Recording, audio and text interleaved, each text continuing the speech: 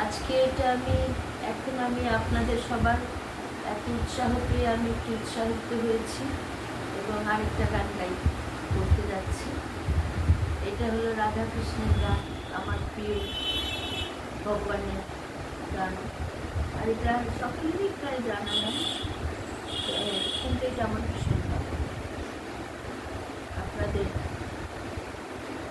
উৎসাহে আমি করছি।